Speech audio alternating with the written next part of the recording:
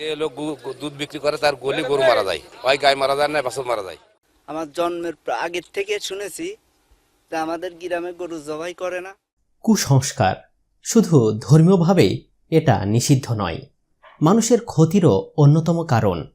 প্রাচীনকালে লোকজন একটু বেশি কুসংস্কারে বিশ্বাসী ছিল। সবকিছুতেই কোনো না কোনো কুসংস্কারে ডুবেছিল তারা। তবে যুগ যত গড়িয়েছে ততই সেই কুসংস্কারগুলো থেকে বের হয়ে এসে আধুনিকতাকে গ্রহণ করেছে মানুষজন। এর মাঝেও ব্যতিক্রম কিছু ঘটনা তো আছে, যেগুলো একই সাথে অদ্ভুত আবার অবিশ্বাস্য। এমনই এক অদ্ভুত কুসংস্কার 200 বছর ধরে মেনে আসছে যশোরের এক গ্রামের মানুষ। যে কুসংস্কারের কারণে মুসলমান হওয়া সত্ত্বেও তারা গ্রামটিতে কুরবানি পর্যন্ত দেয় না। চলুন জেনে নেওয়া যাক সেই কুসংস্কার ও এর পেছনে জড়িয়ে থাকা রহস্য সম্পর্কে। শান্ত নিরিবিলি গ্রাম ভগবতীতলা।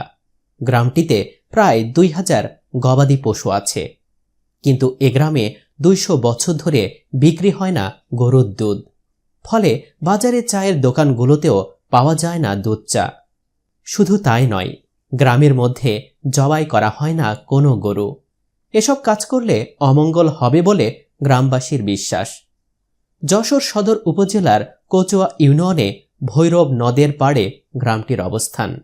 গ্রামের মানুষজন জানান, পূর্বপুরুষের রেওয়াজ হিসাবে গ্রামের মানুষ 200 বছর ধরে এটা মেনে আসছে। পূর্বপুরুষের নীতি মেনে চলছে বর্তমান প্রজন্ম। ভগবতীতলায় এই প্রথা চালুর কারণ হিসাবে একটি গল্পের প্রচলন রয়েছে। গ্রামের সবচেয়ে প্রবীণ বাসিন্দা মাজু বিবি, তার বয়স 90 সুই সুই। তিনি বলেন, 1846 সালের দিকে এ গ্রামে গুটি বসন্তের প্রাদুর্ভাবে অনেক মানুষ মারা যায়। এ সময়ে গ্রামে হাজির হন এক সাধু ফকির। তিনি গ্রামের এক বাড়িতে গিয়ে বলেন তার গরু দুধের প্রয়োজন। আশেপাশের অনেক গ্রামে গিয়েছেন, কিন্তু কোথাও দুধ পাননি। তখন তাকে চাহিদা মতো বিনামূল্যে দুধ দেওয়া হয়। সেই দুধ নিয়ে তিনি গ্রামের 3 রাস্তার মোড়ে পায়েস রান্না করে গ্রামবাসীকে খাওয়ান। এরপর তিনি বলেন, যেহেতু এই গ্রামে দুধ পাওয়া গেছে তাই এই গ্রাম ভাগ্যবতী। এ গ্রামের আর কেউ গুটি বসন্তে মারা যাবে না। এরপর গ্রামের আর কেউ গুটি বসন্তে মারা যায়নি। যাওয়ার সময় ওই ফকির নির্দেশ দিয়ে যান, এই গ্রামের কেউ যেন গরু জবাই ও দুধ বিক্রি না করে। এটা মেনে না চললে আবার গ্রামে মহামারী হবে। সাধু ফকিরের নির্দেশ মেনে এরপর থেকে আর কেউ গরু জবাই করেনি, বিক্রি করেনি দুধ। এমনকি কুরবানিও জবাই করা হতো না গ্রামটিতে। গ্রামটিতে প্রায় 4000 মানুষের বসবাস। দুধ উৎপাদনও হয় প্রচুর। তবে গ্রামের কেউ গরু জবাই বা দুধ বিক্রি করেন না। তবে কোরবানির ঈদে অন্য গ্রাম থেকে গরু জবাই করে আনে গ্রামবাসী, আর দুধ বিক্রি না করে নিজেরা খান, স্বজনদের মধ্যে বিলিয়ে দেন। ভগবতীতলা কেন্দ্রীয় জামে মসজিদের ইমাম ও গ্রামের বাসিন্দা হাফেজ শেহাব উদ্দিন বলেন, বছর 3 আগে তিনি ও তার ঘনিষ্ঠ কয়েকজন মিলে একটি গরু কিনে গ্রামের মাদ্রাসার পাশে জবাই দেন।